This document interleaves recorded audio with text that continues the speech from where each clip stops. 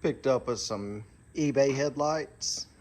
I actually, about 4 years ago, I put these headlights in my 2500 Cummins.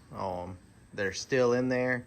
They haven't gave me any issues, and it's been 4 years on them and haven't had no issues. So I bought some for the front 4Runner just because it's a budget build, and you know, really, if they burn out, they're like 30 bucks. So if they burn out, they burn out. But it's gonna throw these in here, and that way to get rid of the yellow lights and make it look just a little more up to date.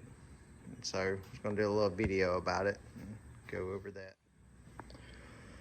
Removed them out of the box for eBay headlights. They come in a velvet box.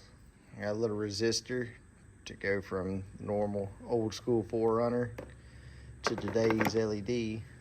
Sent you some zip ties and some sticky pads so that you can mount them somewhere, and also sent you a sticker, but I'm not gonna stick the sticker on anything. But you just go in here and just pull your light out and like that, and then connect. You gotta pull your bulb out, but connect this end into the plug, and then twist this one into your headlight housing, and then you got LEDs. Simple as that.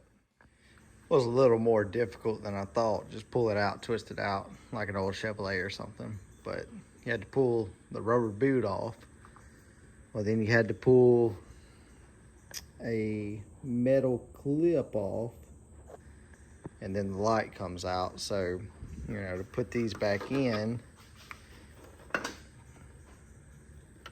I'm going to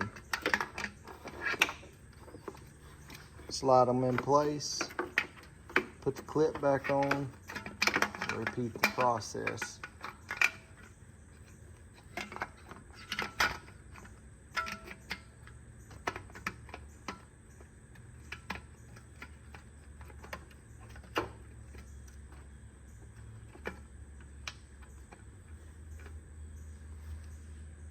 Just like that.